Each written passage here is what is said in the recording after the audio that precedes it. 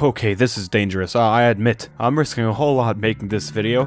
My family is currently held in hostage by a bunch of Shane Dawson stans. Man, I hope they're doing alright. Here's the thing with Shane, a lot of people like him, a whole lot. The man could make a video on some uninteresting nobody, and that bad boy would still rack 20 million views. So if you somehow have no idea who Shane Dawson is, well, let's do a little thing where I tell you just that. So Shane Dawson is in fact a YouTuber, and he's held that title for a pretty long time. The guy's an OG. He used to make some sketches and some random stuff like that. They were alright. Some of them were a little bit off, but that's a tale for another day, I think. But now, ho, he doesn't do any of that. Nope. Nowadays, the guy makes some really insanely popular YouTube documentaries. I mean, look at the views they're getting. Everybody's watching this. Your mom, your dad, hey, maybe even you. But especially me. You see, I feel like I have a whole bunch of ground to stand on with this video. I have spent hours upon hours watching his documentaries. Not solely because I was making a video about the guy, no, but also as a person genuinely interested in his content. And considering each episode he does is about an hour long, I've probably seen around a full day's worth of Shane Dawson videos. And that's a lot, to be fair, in my opinion. And during these hours, I think it's pretty safe to say that I've had some good times.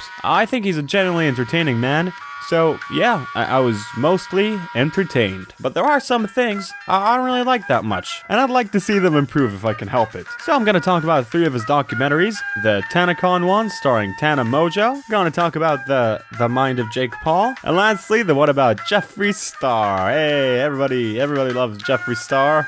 Don't you love him? Don't you love the guy? But yeah, I'm gonna go into all of that. It's gonna be a wild ride, let me tell you. I'm gonna talk about what makes a good documentary in my eyes. I'm gonna talk about a whole bunch of stuff. That's pretty nice. Alright, enjoy the video. Goodbye.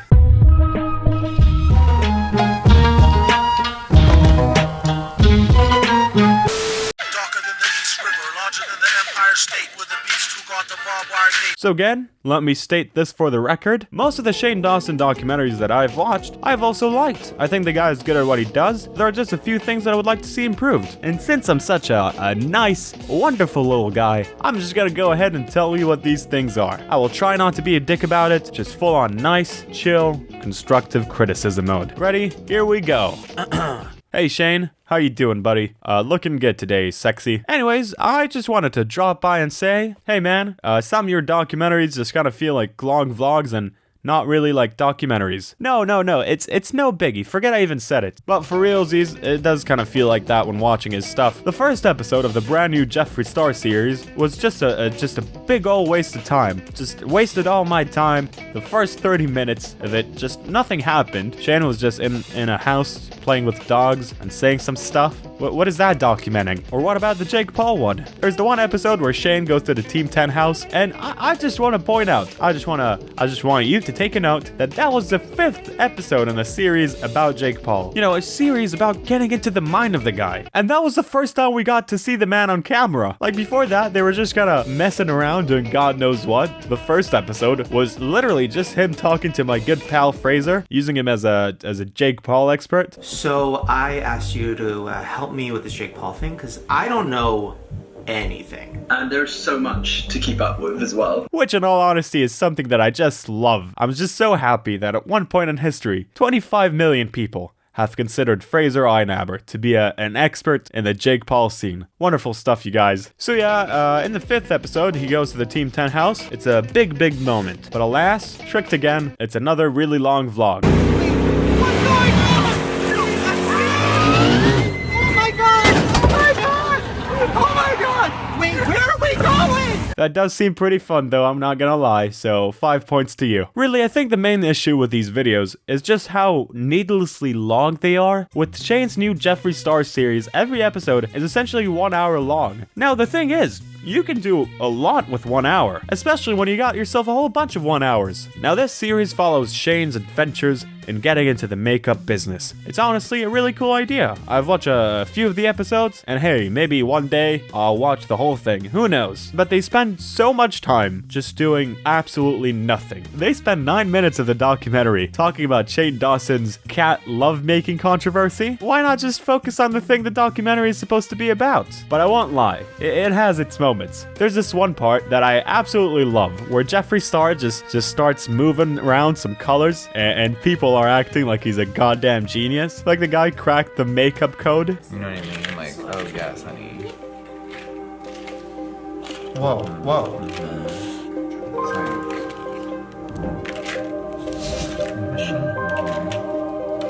Shane's acting like he's seeing goddamn Slumdog Millionaire in action. It's incredible. And the same thing happens like 15 minutes later, only that this time there's a bigger audience watching, dramatic music in the background, boy genius Jeffree Star is moving all the colors again, and the dramatic music is all like everyone's in absolute shock. Jeffree Star asks for the weed, and then he goes, This is what I'm good at. It's like, girl. like he's just some kind of toddler. For comparison though, let's talk about the documentary The Greatest Movie Ever Sold by Morgan something. In the documentary, the guy learns about the whole world of ads in movies and eventually takes part of it himself by making the whole movie a massive ad for a lot of different companies. And that is about 1.5 hours long. The Shane Dawson Jeffree Star thing is 6 hours long. That's a lot. I just don't think you need it to be that long. You don't need a 10-minute flashback to the episode from a few weeks ago. I remember what happened then. But as I said, I am trying to be more positive. So, all in all, I would give it about a 10 out of 10. Tired of the wait till the villain bring deliverance from the dire straits, fire at a higher rate. One funny little thing that I've noticed with Shane's documentaries is that some of them kind of serve as a get-out-of-jail-free card for troublemaking YouTubers. It's kind of like the opposite of iDubbbz's Content Cup, which is pretty funny. So let's begin with the Tana Mojo documentary. To give some background, back in good old 2018, a YouTuber named Tana has had enough of VidCon. They were not treating her right. Tana Mojo is a goddamn star, and they damn should treat her as such, according to her. So, with not much experience in anything really, Tana has decided that she will start her very own convention to compete against the evil VidCon. And you know what? It was incredible. Everyone had a really jolly old time. Everyone really enjoyed themselves in TanaCon. I even went there and got a picture with Tana, which is, yeah, it was all just sick. Nah, that's a lie. It was just a big old disaster. Fans were waiting outside for hours on end. People got sunburned and dehydrated so badly that they were sent to the hospital. It was such a massive mess. So Shane decided to make a documentary where he investigates what happened. But what led to TanaCon being such an epic failure, which is a very good idea for a documentary. I've actually enjoyed the vast majority of it. It's my personal favorite. So during the entirety of the series, I remember Shane being all like, you guys, I don't care that Tana Mango and I are good friends. If needed, I will go really hard on her. I don't give a darn. So at the end of the documentary, Shane was talking to Tana and this other dude that also organized the event. For anyone watching, it's pretty obvious that both of them were equally to blame for that mess. But then Shane was talking to the two of them, and Tana just wouldn't stop crying while throwing all the blame onto the other guy. And he tried to explain his point, but she just kept crying and being all like, yeah, you did everything. It was all you. And that was that. The documentary really helped clear up her public image, and to this day, no one really cares that she screwed over thousands of her fans. Nice. Now let's go to the Jake Paul documentary. I think a big problem with that one is that all it tried to do really is to find out whether he's a sociopath or not. You know, they interviewed a Jake Paul expert, they talked to a therapist lady, they did all that stuff, and they've come to the conclusion that he is in fact not a sociopath. Yay! And yeah, that was pretty cool for him and all that. Well done, Jake. Good on you for not being a sociopath. And in the first episode of this series, Shane goes again and says that he's not going to be as nice as he was to Tana. And sadly enough, that didn't happen at all. They just kind of talked to each other for 2 hours, which, don't get me wrong, that's nice and all, but that ain't what I signed up for. Around that time, a video by Nerd City was getting a lot of traction, where he says and shows how Jake Paul manipulates children to buy his merch. And when Shane brings that up, Jake obviously tries to deny it, and to Shane's credit, he sort of pushes back, but when Jake denies it again, that's it. That's where it ends. All I want for Christmas is that Jake Paul merch. All I want for Christmas is a Jake Paul shirt. And in a similar fashion to what happened to his wife Tana, after this documentary, people were all like, you know what? Maybe Jake isn't that bad after all. He's not a sociopath, so that's alright. The Jeffree Star documentaries. I hear a whole bunch of stuff about Jeff Star. The thing with him is that I'm pretty sure he said a whole bunch of racist stuff a while back, but he said sorry for it, so I guess I can't really dwell on it for too long. But I think my main thing with that guy is that I just don't really trust him. I find him to be a little bit creepy. He kind of looks like, you know, he who shall not be named, but that doesn't really have a lot to do with any of my points, so let us continue.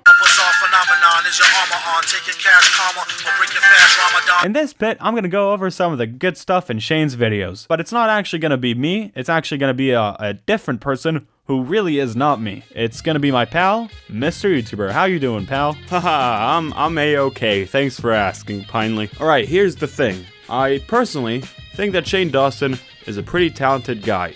The videos that he makes are genuinely very entertaining. I also believe that the topics that he picks are really good. You know, I would like to know why TanaCon was such a big disaster. Yeah, I would like to know what's going on in the mind of Jake Paul, that little psycho. And I also think that seeing the ins and outs of the makeup industry is pretty entertaining. It's pretty interesting. All they really need is just more focus. No more turning colors around and seeing what happens. Just get to the point. Just tell the story that you're supposed to tell, that you want to tell. I just want the interesting bits, just the things that make stuff go. But all in all, this is just my opinion, and I think it's pretty clear that Shane Dawson could do very well without it too.